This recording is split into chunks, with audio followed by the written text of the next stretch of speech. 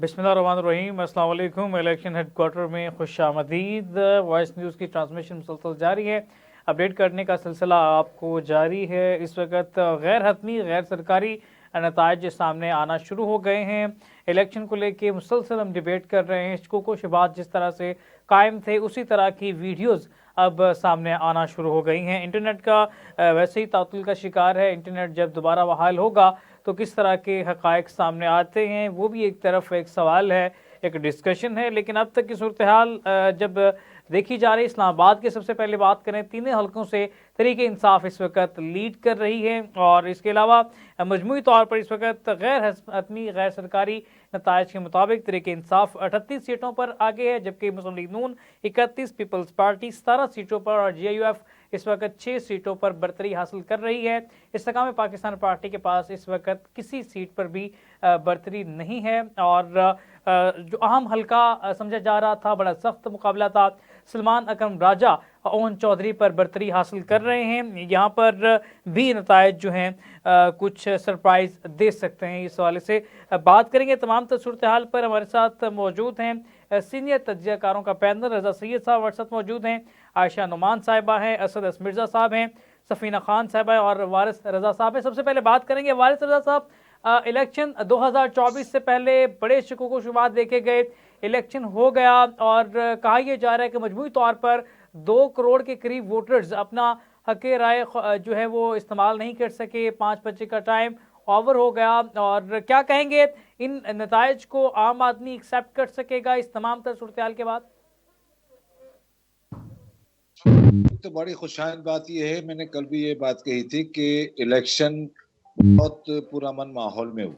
वो कि पाकिस्तान को जो है ना सिक्योरिटी खदशात थे, पाकिस्तान का जो मखदूश सूरत हाल थी सिक्योरिटी के हवाले से, उसके बावजूद इलेक्शन बहुत अच्छे माहौल में हुए। अब जहां तक दूसरे सवाल का आपका ताल्लुक है कि भाई टर्न आउट क्या हुआ क्या नहीं हुआ, ये तो जाहिर है कि मैं समझता हूँ कि कराची के मुख्तलिफ इलाकों में जो मैं गया हूँ वहां पर मुझे 50% से टर्न आउट महसूस हुआ है। एक बात। तीसरी बात यह है कि ये इलेक्शन जो है ना एक ऐसा सिंबल के तौर पर जो है ना हम देख रहे हैं कि जिसमें शुकूक व शुबहात, खदशात, वसवसे, अंदेशे पैदा करने की हर मुमकिन कोशिश की गई। कभी किसी पार्टी की तरफ से, कभी किसी ग्रुप की तरफ से, कभी साफियों के चंद अफराद की तरफ से वसवसे और अंदेशे और उन पर शकूक व शुबहात डालने की कोशिश की गई। लेकिन मैं ये समझता हूं कि जो एक जुमला मुझे बार बार याद आता है कि पत्थर पे लकीर वाला जो शख्स है उसने वाकईतन वो काम कर दिखाया कि तमाम के तमाम है वो इंतखाबात पुरअमन माहौल में, गो के ठीक है इंतखाबात में उमूमी तौर से कहीं ना कहीं कोई मिसहैप होता है और यकीनन कहीं ना कहीं हुआ होगा, जो जैसे कि बलूचिस्तान में हुआ। तो ये इस किस्म के होते रहते हैं। लेकिन ये है कि ये एक बाइसे इत्मीनान बात है, बाइसे सुकून बात है कि पाकिस्तान में 12वें इलेक्शन जो है वो बहुत पीसफुली हुए। अब टर्न आउट उसका जो है 50 और 50 इससे ज्यादा हो सकता है। ठीक है रज़ा सैयद साहब, जिस तरह से वारिस रज़ा साहब ने बात की, मेरा सवाल फिर वहीं पे है। इंतखाबात 2024 को लेके क्या आम आदमी इस हवाले से तस्लीम करेगा इन नताइज को जो आ रहे हैं, और जो बहुत बड़ी वोटर्स की तादाद जो अपना हक इस्तेमाल नहीं कर सकी है वो उनको किस तरह से ये गवर्नमेंट जस्टिफाई करेगी? में 2024 के ये इलेक्शन कई हवालों से तारीखी करार दिए जाएंगे। तो ये कि तकरीबन 13 करोड़ रजिस्टर्ड वोटर थे इस सभा जिनके पास वोट डालने का एक हक था, इख्तियार था। 13 करोड़, क्योंकि इससे पहले इतनी बड़ी तादाद में कभी पाकिस्तान में रजिस्टर्ड वोटर्स नहीं थे।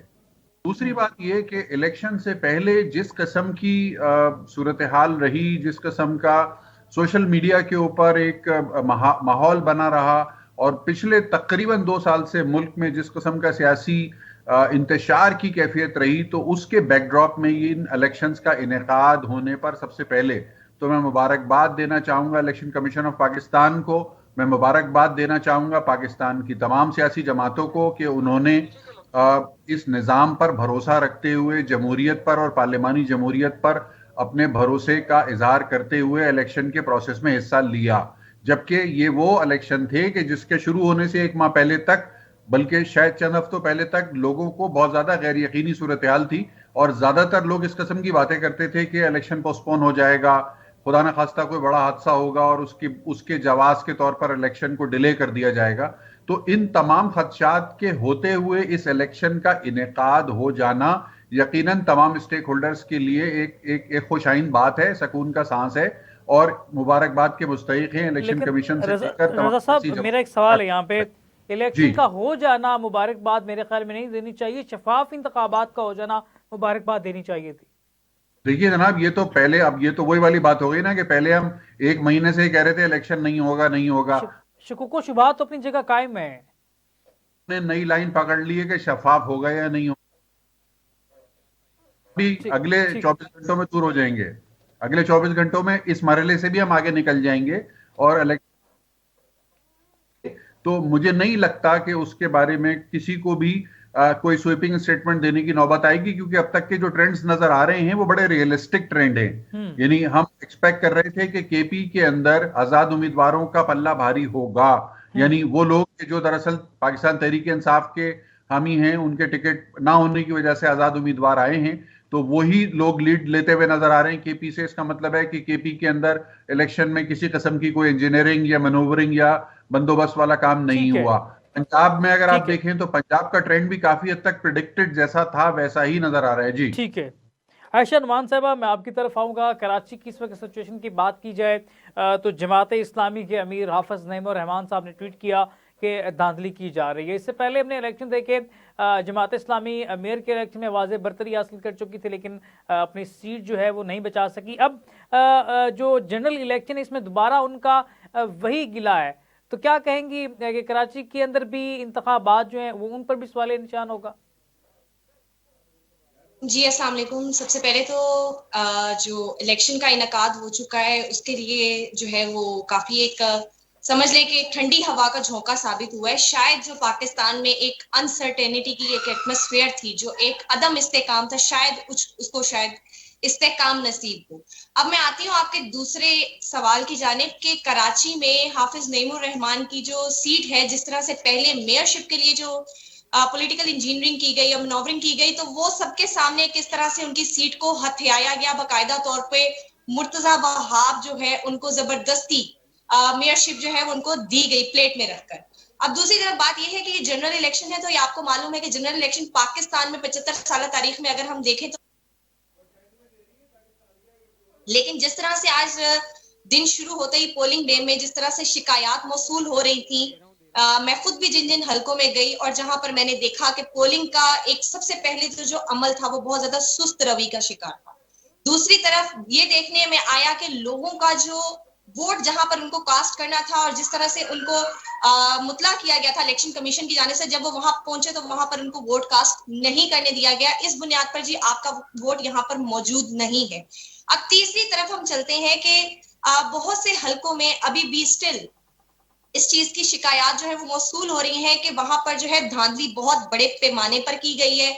और मैं खुद NA 236 में मौजूद थी, जहां पर आलमगीर साहब जो है कॉन्टेस्ट कर रहे हैं। वहां पर बाकायदा तौर पर 6 कमरे बिल्कुल लॉक थे और किसी को मालूम नहीं था कि अंदर क्या चल रहा है। वहां पे जमात इस्लामी जो है वो अपने तौर पे कंटेस्ट कर रही थी। लेकिन एक और भी चीज है ना जी आयशा साहबा, यहाँ पे जिस तरह से इंटरनेट भी तातुल का शिकार रहा, मोबाइल सर्विस भी बंद कर दी गई, तो क्या समझते हैं ये भी सवाली निशान पैदा करेगा इस इलेक्शन पे? बिल्कुल, देखिए कोऑर्डिनेशन नहीं था किसी जमात का अपने नुमाइंदों के साथ, अपने रिटर्निंग ऑफिसर्स के साथ, अपने पोलिंग एजेंट्स के साथ। वहां पर क्या शिकायत मौसूल हो रही थी, किस तरह की शिकायत थी, किसी को कुछ मालूम नहीं था कि हमें कहां पर जो है वो मतला करना है और कहां पर जो है हमें बात करनी है, इन मसलों को कैसे सॉर्ट आउट करना है। अस्करी 4 जो कि एक बहुत ही गुलिस्तानी जोहर का बहुत ही रिनोन्ड इलाका है, वहां पर 1 बजे पोलिंग का अमल जो है वो स्टार्ट किया गया।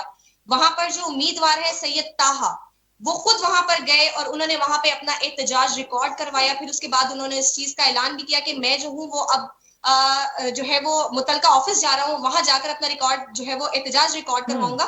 तो इस तरह की जो बड़े पैमाने पर जो शिकायत है उनको हम नजरअंदाज नहीं कर सकते। ठीक इलेक्शन है। हो गया, बहुत अच्छी बात है। शिकायत अपनी जगह मौजूद हैं। सफीना साहिबा, इस वक्त इलेक्शन के हवाले से एक डिबेट जारी है।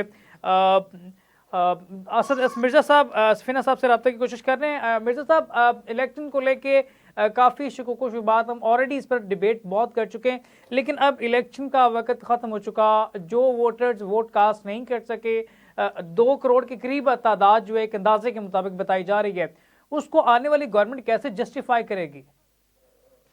देखिए, इलेक्शन कमिश्नर जो है उन्होंने आके ये बात कर दी थी कि जो 8300 है उसमें एक बड़ी तादाद जो है वो अपनी पोलिंग स्टेशंस की जो है मालूमात हासिल कर चुकी थी।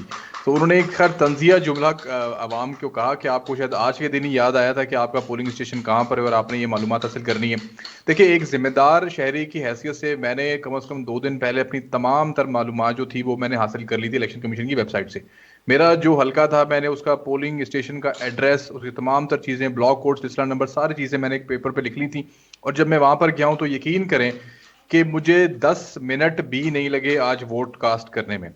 तो ये एक खुशाइन बात है। इलेक्शन कमीशन के इंतजामात बहुत बेहतरीन थे और तमाम देखें, जहाँ इश्यूज हैं वहाँ आपको नजर आते भी हैं और आप उन पे बात भी करते हैं। और ये चीज़ें मेरे ख्याल से कुछ सिस्टमेटिकली इश्यूज भी होते हैं, कुछ हमारी अपनी गलतियां भी होती हैं और कुछ जाहिर सी बात है कुछ इंतजामिया की गलती भी होती है। बहुत सारी चीज़ें ऐसी हैं जो आइडेंटिफाई भी हो जाती हैं। कुछ ऐसी मामला थे कि एक ही खानदान के 4 अफराद हैं तो चारों अफराद के अलग अलग जगहों पे जो है वो पोलिंग स्टेशन थे। मर्दों के कम से कम ऐसा भी था कि अगर फर्ज करें कि एक मर्द का पोलिंग स्टेशन अगर एक इलाके में, तो खवातीन का, उसी हल्के का खवातीन का जो पोलिंग स्टेशन है वो कोई कम से कम कोई 5-6 किलोमीटर दूर जाकर बना हुआ है। लेकिन थोड़ी एक्सरसाइज ही है, लेकिन ढूंढने में मुश्किल हो रही होगी डेफिनेटली। लेकिन हाँ, अगर एक फैमिली घर से निकलती है तो कभी कभी उसको मुख्तलिफ पोलिंग स्टेशन में ड्रॉप करके जाना और फिर उनको दोबारा से वहां पे उनको पिक करना, ये सारी चीजें लोगों को मुश्किलात पेश आई, जिसकी वजह से जाहिर सी बात है। लेकिन मैंने आज ज्यादातर पीटीआई के ही जो है वो पोलिंग कैंप्स में जाके मैंने गुफ्तगू की और वहां पे लोगों ने मुझे यही ज्यादातर मैसेजेस दिए कि बड़ा टर्न आउट था, ज्यादातर लोगों ने वोट कास्ट किए, किसी को कोई रोक टोक नहीं हुई, ऐसा कोई मामला पेश नहीं आया कि किसी वजह से कोई रियासती जबर जो है वो उनके ऊपर किया जा रहा हो। इसका नतीजा हमें नजर भी आ रहा है इस वक्त नताइज के ऊपर कि एक बड़ी तादाद के अंदर जो है वो आजाद उम्मीदवार जो है वो हमें जीते हुए भी नजर आ रहे हैं। लेकिन अभी कबल वक्त है, 2% भी अभी नतीजा बाहर नहीं आया है। 2-4 घंटे बाद जब हम गुफ्तगू कर रहे होंगे या आपके चैनल ये जो वॉइस न्यूज पे हम जब नताइज देख रहे होंगे तो मेरे ख्याल से उस वक्त हमें चीजें पता लग जाएंगी कि किस तरफ डायरेक्शन जा रही है। लेकिन फिलहाल ओवरऑल सिचुएशन मेरे ख्याल से जिस तरह से हम बात कर रहे हैं, जो नया वोटर था जिसने अपना पहला वोट इस इलेक्शन में कास्ट करना था, उस पर क्या जेस्चर जाएगा इन इंतखाबात के नताइज के बाद? और अगर वो उसका पहला वोट था वो वोट कास्ट नहीं कर सका कुछ इश्यूज की वजह से, बाज़ हल्कों में ये कहा जा रहा है कि पोलिंग का सिलसिला जो 3 बजे तक जो है वो डिले रहा, उसके बाद स्टार्ट हुआ, तो वो उसके ज़ेन पर किस तरह के असरात मरतब होंगे? जी माइक अनम्यूट कीजिएगा वारिस रज़ा साहब।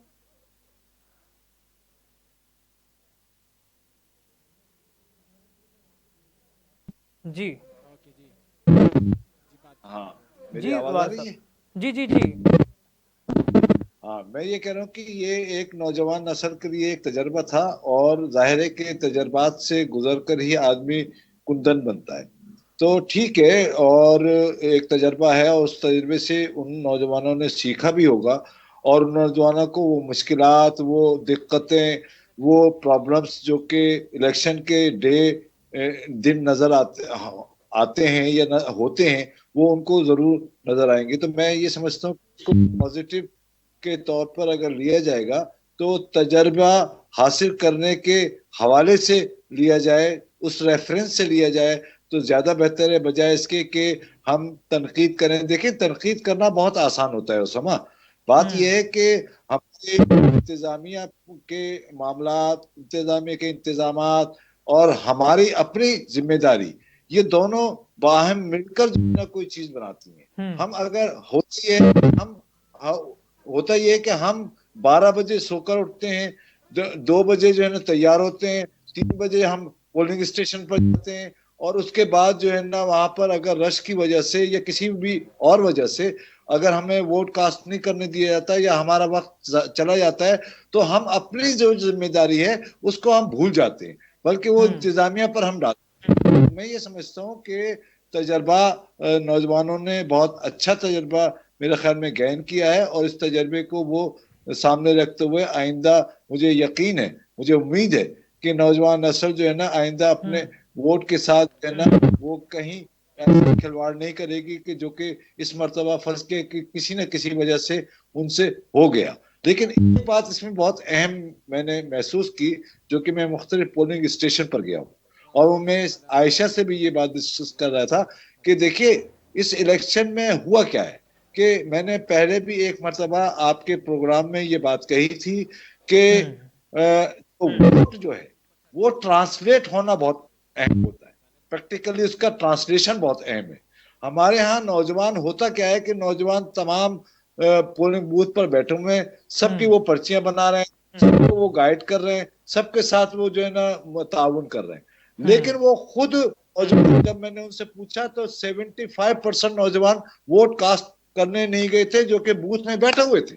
तो आप मुझे ये बताइए नौजवानों का ये जो ट्रेंड है कि हम जो है वो दूसरों को सर्विसेज देंगे और खुद वोट कास्ट नहीं करेंगे, मैं ये समझता हूँ कि ये ट्रेंड जो है ना खत्म होना चाहिए। ठीक है, हमारे पास यहाँ पे इंतखाबात के हवाले से कुछ गैर हतमी गैर सरकारी रिजल्ट आना शुरू हो गए, नाज़रीन के साथ शेयर कर देते हैं। फैसलाबाद NH 96 का अगर जिक्र किया जाए तो आज़ाद उम्मीदवार राय हैदर खरल जो हैं 421 वोट लेकर आगे हैं, और जबकि मुस्लिम लीग नून के नवाब शेर वसीर 220 वोट लेकर जो हैं पीछे रहे हैं। इसके अलावा गुजरांवाला की अगर बात की जाए तो गुजरांवाला के NA 81 के पोलिंग स्टेशन नंबर 229 के फार्म 45 के मुताबिक गैर हतमी गैर सरकारी जो नताइज हैं PTI के हमायत याफ्ता आज़ाद उम्मीदवार बिलाल एजाज 613 वोट लेकर इस वक्त आगे हैं, जबकि मुस्लिम लीग नून के उम्मीदवार अजहर क़यूम नाहरा 235 वोट लेकर दूसरे नंबर पर हैं।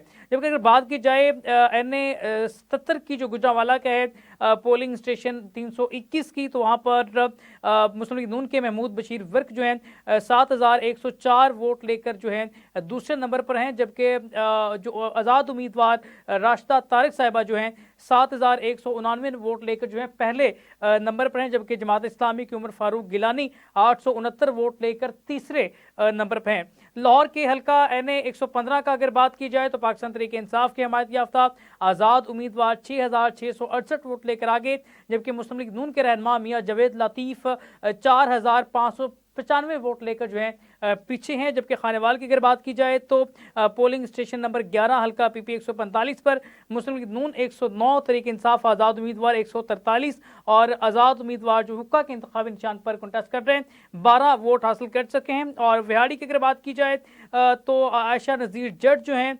222, चौधरी नज़ीर अहमद 204, और जबकि पोलिंग स्टेशन जो है उनका 3 का ये रिजल्ट सामने आया। यहाँ भी तहरीक इंसाफ आगे। ये सूरत हाल अब तक की है, इस तमाम सूरत हाल को डिस्कस करते रहेंगे। साथ साथ रजा सैयद साहब मैं आपकी तरफ आऊँगा, आज़ाद उम्मीदवार पर अवाम का इस वक्त एतमाद क्या समझते हैं कि तमाम सियासी जमातों के लिए लम्हा फिक्रिया है, सवालिया निशान है, क्या कहेंगे? आजाद उम्मीदवार जो ज्यादातर इस वक्त लीड लेते हुए हमें नजर आ रहे हैं, ये दरअसल आजाद उम्मीदवार नहीं है, बल्कि लोग हैं कि जो पाकिस्तान तहरीक इंसाफ के हिमायत याफ्ता उम्मीदवारान हैं, और इनको क्योंकि इनकी इंतखाबी जमात को वो नहीं मिल सका था इलेक्शन सिंबल बैट का कानूनी मसाइल की वजह से, इसलिए ये लोग आजाद उम्मीदवार के तौर पर इलेक्शन लड़ रहे हैं। तो मेरा ख्याल है कि इस वक्त जो बड़ी तादाद है आजाद उम्मीदवारों की जो हमें चार्ट्स के ऊपर नजर आ रही है लीड लेती हुई पोजीशन में या सेकंड पोजीशन में, तो ये मोस्टली PTI के नामजद उम्मीदवारान हैं और ये रिवायती आजाद उम्मीदवार नहीं है, मेरा ख्याल है। अच्छा, यहाँ पे जैसे कि आपने बात की कि तहरीक इंसाफ के हिमायत याफ्ता हैं, पाकिस्तान की एक बड़ी पॉलिटिकल पार्टी इंतखाबात 2024 से बाहर फेंक दी गई, और जिस तरह से उनका इंतखाबी निशान बल्ला भी उनसे ले लिया गया, और तहरीक इंसाफ की बड़ी क़यादत इस वक्त जेलों में है, और उनके मुतअद्दिद वर्कर जो हैं उनके खिलाफ क्रैकडाउन करते हुए उन्हें गिरफ्तार किया जा रहा है, और ख़बर इस तरह की भी आई इंतखाबात के दौरान पोलिंग एजेंट्स भी गिरफ्तार कर लिए गए। तो पाकिस्तान की किसी भी लीडिंग जमात को इस तरह से साइड लाइन लगाकर क्या पैगाम देने जा रहे हैं रजा सैयद साहब हम? ये वही पैगाम है जो 1985 के इलेक्शन में दिया था हमने, गैर जमाती बुनियाद पर करवा के। ये वही पैगाम है जो 2002 के इलेक्शन में हमने दिया था उस वक्त की सबसे बड़ी 2/3 अक्सरियत की हामिल जमात के साथ जो हमने रखा था सलूक। ये उसी की कंटिन्यूएशन है। पाकिस्तान में इलेक्शन का जो अमल है ये गुज़िश्ता 50-55 साल से तकरीबन एक ही अंदाज से ये चलता है और इसमें कोई खास तब्दीली नहीं आई है। ना तर्ज सियासत में कोई तब्दीली आई है, ना तर्ज इंतखाब में कोई तब्दीली आई है, और जो पार्लिमानी रिवायात या पार्लिमानी अतवार हैं उनमें भी कोई खास तब्दीली नजर नहीं आई है। तो कि अवाम पाकिस्तान के सोशल मीडिया की वजह से और पॉपुलिज्म की वजह से अवाम की तवक्कुआत में यकीनन काफ़ी तेज़ी से इजाफा हुआ है और लोग क्विक फिक्सेस की तलाश में हैं, क्योंकि पॉपुलिज्म जिसका आजकल बहुत ज़्यादा असर है पाकिस्तान क्या दुनिया के बहुत सारे मुल्कों की सियासत के ऊपर, पॉपुलिज्म के जो शिकार लोग होते हैं वो क्विक फिक्सेस की तलाश में होते हैं। वो हर मसले का हर उनकी नज़र सुपरफिशियल होता है और उनको बहुत जल्दी रिजल्ट चाहिए होता है, इसलिए उनकी एक्सपेक्टेशंस जो है अनरियलिस्टिक हो जाती है। ठीक है, लेकिन या सिचुएशन रजा सिंह साहब, हमारे पास मजीद अपडेट आई है गैर हतमी गैर सरकारी नताज को लेकर। हल्का NA 119 लाहौर के नून लीग के उम्मीदवार मरीम नवाज 736 वोट लेकर आगे हैं, जबकि तहरीक इंसाफ के हिमायत याफ्ता आज़ाद उम्मीदवार शहजाद फारूक 308 वोट लेकर इस वक्त पीछे हैं। NA 47 इस्लामाबाद से तहरीक इंसाफ के हिमायत याफ्ता शुएब चईन 1213 वोट लेकर आगे, जबकि तारिक फजल 1027 वोट लेकर पीछे हैं।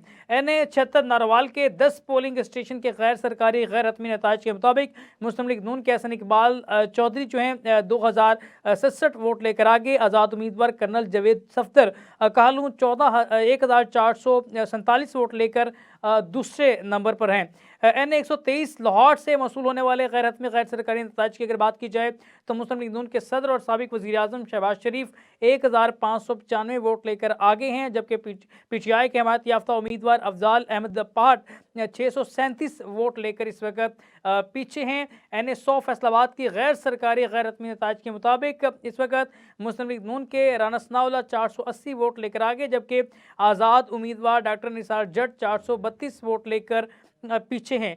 NA 71 सियालकोट के गैर हतमी गैर सरकारी नतीजा जो है मुस्लिम लीग नून के ख्वाजा आसफ 2955 वोट लेकर आगे, जबकि रेहाना डार 2630 वोट लेकर दूसरे नंबर पर हैं। NA 122 लाहौर के गैर हतमी गैर सरकारी नताज के मुताबिक मुस्लिम लीग नून के साद रफ़ीक 1645 वोट लेकर आगे हैं, जबकि PTI के हिमायत याफ्ता लतीफ़ खोसा 1466 वोट लेकर इस वक्त पीछे हैं। इस वक्त अगर बात की जाए इंतखाबात की तो गैर हतमी गैर सरकारी नताइज जो हैं मसूल होना शुरू हो चुके हैं। सफ़ीना खान साहबा हमारे साथ मौजूद हैं। सफ़ीना साहबा, हम इस पर बात कर रहे हैं कि जिस तरह से इंतखाबात का जो है गैर हतमी गैर सरकारी नताइज जो हैं सामने आ रहे हैं। सफ़ीना साहबा से रब्ते की कोशिश करते हैं। आयशा नवान साहबा, मैं आपकी तरफ आऊँगा। इलेक्शन के नताइज आना सामने आगे हैं, काफ़ी हद तक जो है इस वाले से अपडेट किया जा रहा है। क्या समझती हैं, कोई सरप्राइज भी आ सकता है लाहौर में या दीगर हल्कों में कई जगह पे? जी, सबसे पहले तो देखिए इलेक्शन के जो नताइज हैं वो आना शुरू, मुझे ऐसा लगता है it is very early to say that कि भाई इसमें फातेह कौन होगा। और दूसरा ये कि मेरे ख्याल से क्लैरिटी जो है शायद वो रात के कुछ आखिरी पहर में अभी जाकर आए कि लीड कौन ले रहा है। अभी मुख्तलिफ पार्टीज जो है वो क्लेम करती हुई नजर आ रही हैं कि भाई हमारी यहाँ पर लीड ज्यादा है, मुख्तलिफ जमातें जो है वो अपना अपना पार्टी उम्मीदवार जिताती हुई नजर आ रही हैं। लेकिन अभी कुछ देर मेरे ख्याल से हमें ठहर जाना चाहिए। जो हतमी नताइज हैं उनके आने तक उससे पहले कहना जो है कबल अज़ वक्त होगा, क्योंकि जिस तरह से सब पार्टीज की यहाँ पे इंतखाबी मुहिम रही है और जिस तरह से एक पार्टी को जो है वो मुकम्मल लेवल प्लेइंग फील्ड जो है वो फराहम नहीं की गई, उसके बाद भी देखना होगा कि क्या वोटिंग टर्न आउट जो है वो उसकी तरफ उसका पल्लड़ा भारी है या नहीं है। ये मेरे ख्याल से 1 या 1.5 घंटे में शायद कुछ ज्यादा क्लैरिटी आ जाए इस सारे नताइज में। ठीक है, बहुत शुक्रिया।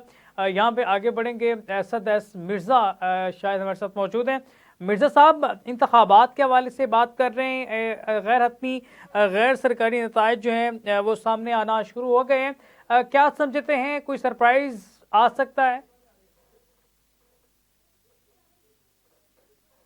राब्ते की कोशिश करते हैं मिर्जा साहब से। रजा सैयद साहब, मैं आपकी तरफ वापस आऊँगा। इन इंतखाबात में क्या कोई नया सरप्राइज भी मतवक्के और तरीके लबैक पाकिस्तान की क्या पोजीशन देख रहे हैं आप इन इंतखाबात में? तहरीक लबैक पाकिस्तान 2-3 नशिस्तों पर मुझे लग रहा है कि कुछ थोड़ी सी सिग्निफिकेंट परफॉर्मेंस है।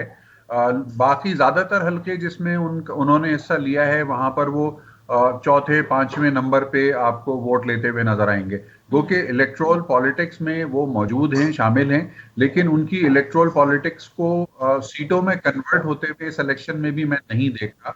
और यकीनन उसकी मरूजी वजूहात हैं। एक तो ये कि उनके जो फाउंडिंग लीडर थे उनका इंतकाल हो चुका है पिछले इलेक्शन में। वो हयात थे और काफी मोबिलाइज किया हुआ था उन्होंने। फैजाबाद धरना 2017 का जो लगाया था उसके बाद उनकी जो पॉपुलैरिटी है उसके अंदर बहुत ही ज्यादा इजाफा हो चुका था। तो इस मर्तबा अगर आप यानी पिछले 2-3 साल देखें तो पिछले 2-3 साल में कोई खास उनकी पॉलिटिकल गेन नजर नहीं आता, पॉपुलैरिटी नजर नहीं आती, कोई खास पॉजिटिव पॉपुलैरिटी नजर नहीं आती। तो मुझे लगता है कि जो उनका कमिटेड वोटर है उसके अलावा कोई खास उनको पब्लिक की तरफ से रिस्पांस मिलने का इम्कान नहीं है। कराची से पिछले इलेक्शन में टीएलपी ने सूबाई असेंबली की नशिस्तें जीती थी।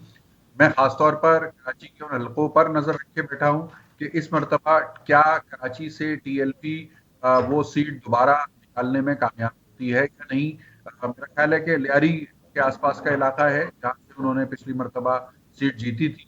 वालिद साहब कराची की सियासत पर गहरी नजर रखते हैं, मुझे यकीन है कि वो भी उस पर गहरी नजर रखे होंगे। लेकिन ओवरऑल टीएलपी मुझे इस इलेक्शन में पिछले इलेक्शन के मुकाबले में कुछ गेन करती हुई नजर नहीं आ रही है मोमिद। गेन कर रही। वारिस रजा साहब, आप क्या समझते हैं कि जो नई आने वाली जमातें हैं, तहरीक लबैक ने पिछले 2018 के इंतखाबात में 25 लाख वोट हासिल किए, तो इन इंतखाबात में भी कोई पोजीशन वाज़े नजर आ रही है आपको?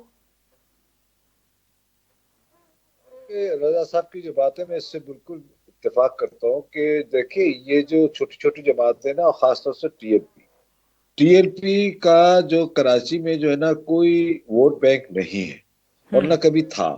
वो हुआ ये था कि जो 2018 का जो इलेक्शन था उसमें चूंकि पीपल्स पार्टी और यानी पीटीआई चूंकि मद्दे मुकाबिल थे, तो उसके दरमियान से किसी न किसी तरीके से, चूंकि वो जो इलाका है ना जो आपका लियारी का है, वो लियारी और ये सारे वगैरह का जो अहले सुन्नत वल जमात का इलाका है, तो इसमें उन्होंने जो है वो स्वीप कर लिया था, यानी गोया के जीत गए थे।